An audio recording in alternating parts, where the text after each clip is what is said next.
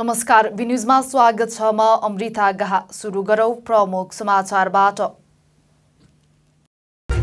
पूर्व परराष्ट्र मन्त्री गेवालीद्वारा गुल्मीमा अक्सिजन प्लान्टको उद्घाटन। जिल्लामा अब अक्सिजनको अभाव नहुने अपेक्षा। मुसिकोटमा अनलाइन राजस्व प्रणाली सुरु। घरमै बसेर मोबाइलबाटै कर तिर्न सकिने।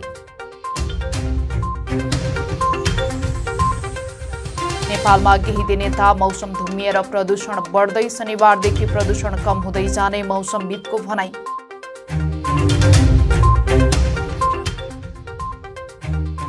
र नेपाल त्रिदेशीय टी20 श्रृङ्खलाको फाइनलमा करण ह्याट्रिक लिने पहिलो नेपाली बने।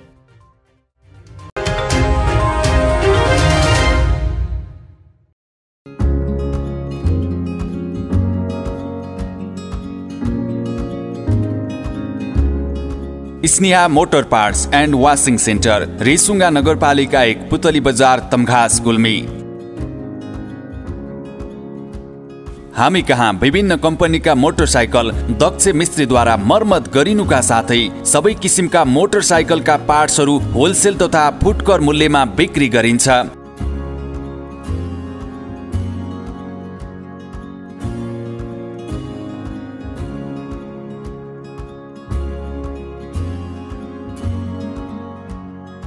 साथै विभिन्न गाडी तथा मोटरसाइकलहरू वाशिङ गरिन्छ।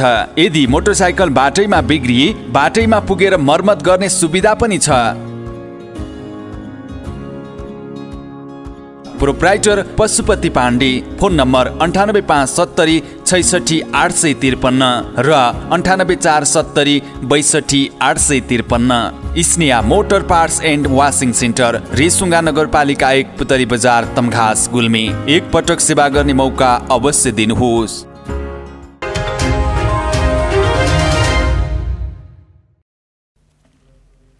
समाचार अब विस्तारमा। गुल्मी जिल्ला अस्पतालमा सञ्चालनमा रहेको अक्सिजन प्लान्टको उद्घाटन गरिएको छ। जिल्लामै अक्सिजन उत्पादन गर्ने उद्देश्यले बनाइएको प्लान्टको पूर्व परराष्ट्र मन्त्री प्रदीप गेवालीले उद्घाटन गर्नुभएको हो। प्लान्टबाट जिल्लामै अहिले करिब दैनिक 40वटा अक्सिजन सिलिन्डर उत्पादन गर्ने क्षमता रहेको छ। एक रिपोर्ट। गुल्मी अस्पतालमा करिब 1.5 करोडको लागतमा प्रतिदिन 40 सिलिन्डर अक्सिजन उत्पादन क्षमताको प्लान्ट सञ्चालनमा आएको छ।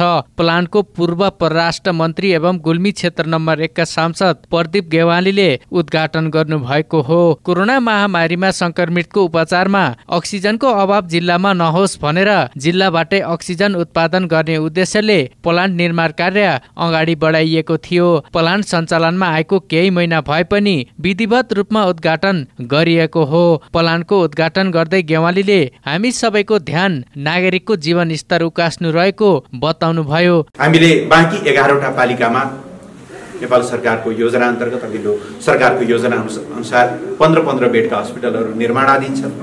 त्यसले 165 बेड थपिन्छ जिल्लामा। हामी अर्घाँसीसँग नजिकै छौँ। यी सबैले गर्दा जिल्ला अस्पतालको 50 बेड, आधारभूत अस्पतालहरूका 165 बेड र छिमेकी जिल्लाहरू समेत गर्दा भोलि हामीलाई नियमित रूपमा अक्सिजन सप्लाईका निम्ति पनि यो अक्सिजन प्लान्ट चाहिँ निकै भरपर्दो हुन सक्छ। अहिले गुल्मी अस्पतालमा प्रतिदिन 10वटा अक्सिजन खपत हुन्छ। त्यो मागलाई प्लान्टबाटै पूर्ति हुँदै आएको छ। प्लान्ट निर्माणसँगै अस्पतालमा पनि अक्सिजनको निम्ति सहज भएको गुल्मी अस्पतालका मेडिकल सुपरिन्टेन्डेन्ट डाक्टर उत्तम पच्याले बताउनु भयो। र अस्पतालका सम्पूर्ण कर्मचारीहरू मैले हार्दिक आभार व्यक्त गर्न चाहन्छु। र हामी चाहिँ अहिलेसम्मको लागि यो डेटसम्मको लागि चाहिँ नेपालमा 4थो र लुम्बिनी प्रदेशमा चाहिँ 2रो भएका छौँ। अर्को चाहिँ हामीले मोबाइल एक्सरे पनि छ हाम्रो। जो चाहिँ बिरामी चाहिँ सिकिस्त बिरामीहरू हुनुहुन्छ भने उहाँकै बेडमा गएर हामीले चाहिँ एक्सरे गर्न सक्छौँ।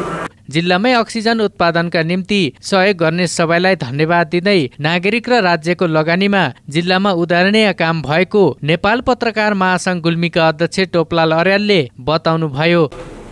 यो अभियानमा मलाई लाग्छ 84 पूजा गर्ने आमाको नाममा हामीलाई सहयोग गर्नेदेखि लिएर अहिले भरे खाने भन्नेसम्मले सहयोग गर्नुभएको छ। अक्सिजन प्लान्ट निर्माणको लागि नेपाल सरकारबाट रु 1 करोड र नेपाल पत्रकार महासंघको नेतृत्वमा जिल्ला स्थित सामाजिक सङ्घ संस्था व्यक्तिहरूको सहयोगमा 50 लाख सङ्कलन गरिएको थियो। गुल्मी अस्पतालमा राखिएको अक्सिजन प्लान्टको 1 करोड 34 लाख लागत रहेको छ। गत वर्षको वैशाख जेठमा कोरोनाको दोस्रो लहर चलिरहँदा अक्सिजनको चरम अभाव हुँदा उपचारमा निकै समस्या आएको थियो। तर अब भने जिल्लामा अक्सिजनको अभाव नहुने अपेक्षा लिएको छ। अनिल खत्री, गुल्मी। गुल्मी जिल्लाको मुसिकोट नगरपालिकाले अनलाइन प्रणालीबाट राजस्व सङ्कलन कार्य सुरु गरेको छ। यो सेवासँगै नगरपालिकाको मुख्य कार्यालय र मातहतका 9वटै वडा कार्यालयहरूले अनलाइन सफ्टवेयरको माध्यमबाट राजस्व सङ्कलन सुरु गरेका छन्। त्यसैगरी आगामी आर्थिक वर्षदेखि भने सेवाग्राहीले आफ्नै घरमा बसी बसी राजस्व भुक्तानी गर्न सक्ने व्यवस्था मिलाउन लागेको नगरपालिकाले जनाएको छ। नगरपालिकाले मालपोत कर, सम्पत्ति कर, घर बहाल कर, व्यवसाय कर लगायतका राजस्वलाई जुनसुकै ठाउँबाट पनि अनलाइनबाटै तिर्न सक्ने व्यवस्था मिलाउन लागेको हो। यो व्यवस्था लागू भएपछि आउने वर्षदेखि स्थानीय तहलाई बुझाउनु पर्ने राजस्व तिर्न कार्यालय धाउनु नपर्ने भएको छ। राजस्व तिर्नका लागि लाइन लाग्नुपर्ने पद्धतिको अन्त्य गर्न नगरपालिकाले अनलाइनबाटै राजस्व तिर्न मिल्ने व्यवस्था मिलाउन लागेको नगर प्रमुख सोमनाथ सापकोटाले बताउनुभयो। कर तिर्न लाइन बस्नै पर्ने परम्परागत शैलीलाई प्रविधिले प्रतिस्थापन गर्दा करदाताहरूलाई सहज हुने नगरपालिकाले उल्लेख गरेको छ। अनलाइन माध्यमबाट कर निर्धारण र सङ्कलन गर्न सकिने भएपछि दैनिक कति राजस्व सङ्कलन भयो भन्ने थाहा पाउन समेत सहज हुनेछ। यसबाट कुन क्षेत्रमा के कति कर उठाउन बाँकी छ भन्ने तथ्याङ्क पनि आउने र यसले योजना निर्माणलाई पनि सहज बनाउने नगरपालिकाले विश्वास लिएको छ। करदाताले कर तिर्न ई पोर्टलमा विवरण भरेर दर्ता हुनुपर्छ। त्यसपछि ई सेवा र खल्ती लगायतका डिजिटल भुक्तानी प्रणाली प्रयोग गरेर मोबाइलबाटै कर भुक्तानी गर्न सकिनेछ। गुल्मी जिल्लाको धुर्कोट गाउँपालिका वडा नम्बर 7 वाग्लाका 18 विपन्न घर परिवारलाई घर हस्तान्तरण गरिएको छ। मंगलबार औपचारिक कार्यक्रमको आयोजना गरी परिवारलाई सरकारको तर्फबाट निशुल्क घर उपलब्ध गराइएको हो। वाग्लाको कोट नजिकै बस्ती तलबाट मोटर बाटो खन्दा सिङ्गो बस्ती जोखिममा पर्यो। पहिरोले 3 घर लग्यो पनि जोखिमलाई मध्यनजर गर्दै जनप्रतिनिधिहरूको पहलमा जिल्ला आयोजना कार्यान्वयन इकाइ, अनुदान व्यवस्था तथा स्थानीय पूर्वाधार गुल्मी मार्फत घर तथा जिल्ला आयोजना कार्यान्वयन इकाइ पाल्पा मार्फत पूर्वाधारको काम हुने गरी बस्ती स्थानान्तरणको काम अगाडि बढ्यो। बडाचौरमा स्थानान्तरण गर्न लागिएको एकीकृत बस्तीको अहिले काम सम्पन्न भई लाभग्राही परिवारलाई घर हस्तान्तरण गरिएको हो। वडा अध्यक्ष हिमप्रसाद पन्थीले अधिकांश परिवार नयाँ घरमा बसाई समेत सरेको जानकारी दिनुभयो। हाल उक्त योजनाको स्वामित्व लिएको जिल्ला आयोजना कार्यान्वयन इकाइ भवन तथा आवास गुल्मीका इन्जिनियर घनश्याम यादवले कुल 1 करोड 62 लाखमा एकीकृत बस्ती निर्माण गरिएको बताउनु भएको छ। जसमा जग्गा खरिदमा प्रत्येक घरलाई 2 लाखका दरले 36 लाख, घर निर्माणको लागि 3 लाखका दरले 54 लाख तथा पूर्वाधार निर्माणका लागि 4 लाखका दरले 72 लाख खर्च भएको यादवले बताउनुभयो। अहिले उक्त बस्तीमा पानीको धारा, ट्याङ्की, प्रवेशद्वार, बस्तीभित्र बाटो,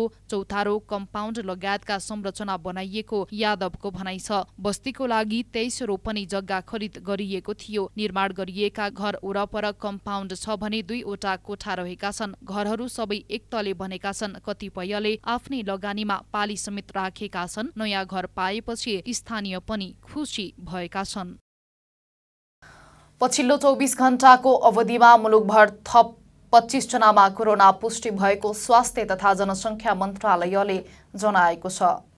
स्वास्थ्य तथा जनसङ्ख्या मन्त्रालयका अनुसार पछिल्लो 24 घण्टामा 4951 जनाको आरटीपीसीआर र एन्टिजेन विधिबाट परीक्षण गर्दा 25 जनामा कोरोना संक्रमण पुष्टि भएको हो। मन्त्रालयका अनुसार 3623 जनाको आरटीपीसीआर विधिबाट परीक्षण गर्दा 24 जना र 1328 जनाको एन्टिजेन विधिबाट परीक्षण गर्दा 1 जनामा संक्रमण पुष्टि भएको हो। यो सँगै नेपालमा कोरोना संक्रमितको कुल संख्या 11,18,500 559 पुगेको छ। सोही अवधिमा 60,260 जनाले कोरोना विरुद्धको खोप लगाएका छन्। हाल नेपालमा 1081 जना सक्रिय संक्रमितका संख्या रहेका छन्। कोरोना भाइरस कोभिड-19 को संक्रमणबाट पछिल्लो 24 घण्टामा देशभर 89 जना निको भएर घर फर्किएका छन्। यो सँगै नेपालमा कोरोना संक्रमण मुक्त हुनेहरूको संख्या 9,65,394 पुगेको छ। समाचारमा पालो भएको छ विश्रामको। विश्रामपछि पुनः उपस्थित हुने नै छौं। हामीसँग रंगीन जीवन बनाउनुहोस्। हामी तपाईको हरेक भावनाहरूलाई समेट्न सक्छौं। हामी एक जीवन्त, आश्चर्यजनक र अविस्मरणीय क्षण कैद गरी सुरक्षित राख्नेछौं। B television Tamghas Gulmi. कुनै पनि पार्टी, म्युजिक भिडियो छायाङ्कन, comedy serial, short movie, serial, club, आमा समूह, विद्यालय, अन्य संघ संस्थाको कुनै पनि कार्यको भिडियो खिची बी टेलिभिजनबाट प्रसारण गर्न र एचडी भिडियो वर्षौसम्म सुरक्षित गर्नको लागि सम्पर्क गर्नुहोस्। साथै विवाह, इन्गेजमेन्ट, बच्चाको फोटो भिडियो, पास्नी, घरमा हुने अन्य पूजापाठ, व्रतबन्ध, अन्य धार्मिक कर्मकाण्डहरूको भिडियो खिची क्षणहरू कैद गर्नु परे हामीलाई सम्झनुहोस्। उच्च स्तरीय प्रविधिको प्रयोगबाट भिडियोग्राफीको लागि सम्पर्क। समाचार मिडिया नेटवर्क प्रणाली बी टेलिभिजन एचडी, रेसुङ्गा नगरपालिका 8, लाकुरी मञ्च, तमघास गुल्मी। फोन नम्बर 9857 64 833, 98473 89 115 र 98475 23026। जहाँ जहिले पनि हामी एकल फोनको प्रतीक्षामा छौं।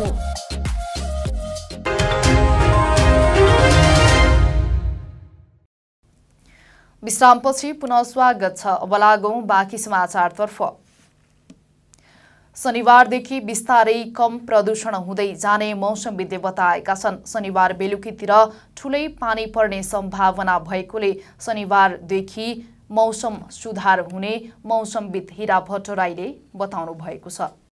उहाँका अनुसार धेरै ठूलो पानी नपरे पनि प्रदूषण हट्ने गरी पानी पर्ने सम्भावना छ। पानी कति ठूलो पर्छ र बढी कुन क्षेत्रमा पर्छ भन्ने बारे भने शुक्रबार बेलुकातिर मात्रै भन्न सकिने उहाँले बताउनुभयो। नेपालमा केही दिन यता मौसम धुम्मिएर प्रदूषण बढेको छ। स्थानीय वायुको प्रभावका कारण बेलुकातिर सामान्य हावाहुरी र पानी पर्ने गरेको भए पनि प्रदूषण हट्ने गरी पानी परेको छैन। नेपाल त्रिदेशीय टी20 अन्तर्राष्ट्रिय श्रृङ्खलाको फाइनलमा पुगेको छ।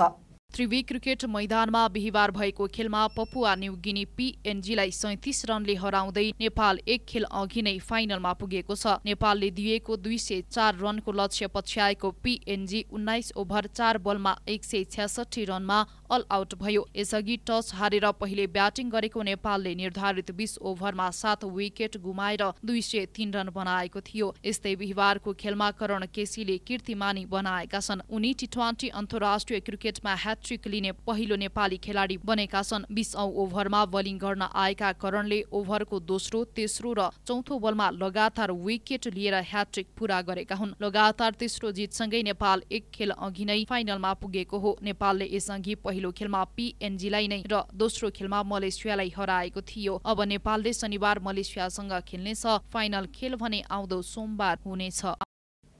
यिनै समाचारसँगै हामी समाचारको अन्त्यमा छौं, तर बिदा हुनु पूर्व समाचारका मुख्य शीर्षक पुनः एकपटक। पूर्व परराष्ट्र मन्त्री गेवालीद्वारा गुल्मीमा अक्सिजन प्लान्टको उद्घाटन। जिल्लामा अब अक्सिजनको अभाव नहुने अपेक्षा। मुसिकोटमा अनलाइन राजस्व प्रणाली सुरु। घरमै बसेर मोबाइलबाटै कर तिर्न सकिने।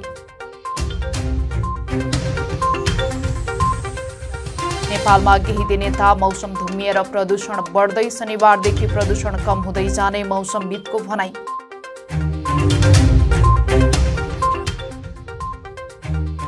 र नेपाल त्रिदेशीय टी20 श्रृङ्खलाको फाइनलमा करण ह्याट्रिक लिने पहिलो नेपाली बने।